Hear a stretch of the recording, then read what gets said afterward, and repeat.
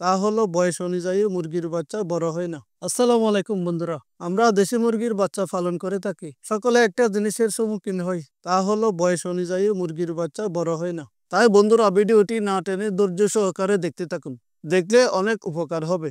আর ভিডিওর শেষে আমি বলে দেব এই ওষুধটি মুরগির বাচ্চাকে কিভাবে, কোন নিয়মে, কতটুকু পরিমাণে, কতদিন বয়সের মুরগির বাচ্চাকে খাওয়াতে হবে।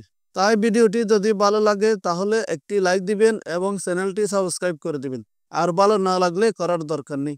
বন্ধুরা, যারা দেশি মুরগির বাচ্চা পালন করেন বা দেশি মুরগি পালন করেন, তাদের জন্য অনেক গুরুত্বপূর্ণ ভিডিও হতে চলেছে।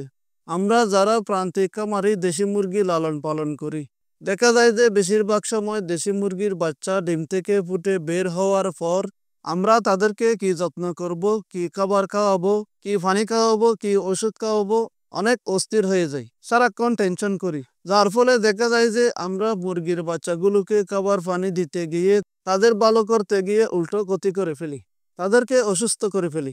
এরপর কিছুদিন না যেতে দেখা যায় যে মুরগির বাচ্চাগুলো একটা একটা ঝিমাতে থাকে, ফাঁকা জ্বলে যায় আর দুর্বল হয়ে একটা একটা মারা যায়।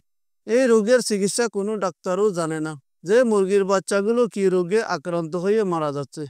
তারা জানবে কেমন করে? তারা তো আর আমাদের মতো দেশি মুরগির বাচ্চা পালন করে না।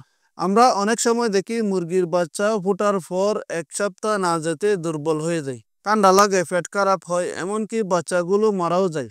কিছুদিন পর মুরগির বাচ্চার পাখাগুলো জ্বলে যায়, মুরগির বাচ্চাগুলো ঝিমায়।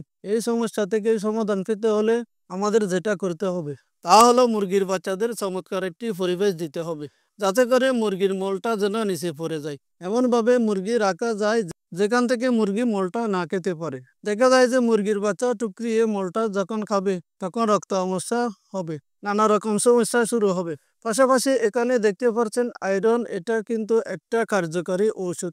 এটার ভিতর রয়েছে ভিটামিন, ক্যালসিয়াম, জিঙ্ক, সকল প্রকার মেডিসিন। আপনারা এটা মুরগির বাচ্চাকে কিভাবে খাওয়াবেন?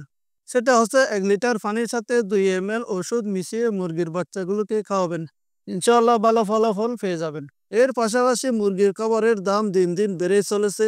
তাই খরচ বাঁচাতে দেশি মুরগিকে প্রাকৃতিকভাবে ঘরোয়া উপায়ে সস্তা খাবার তৈরি করে খাওয়াতে পারেন, এইভাবে, যা আমি এই ভিডিওতে বিস্তারিত আলোচনা করেছি। ভিডিও লিঙ্ক পিন কমেন্টে দেওয়া থাকবে।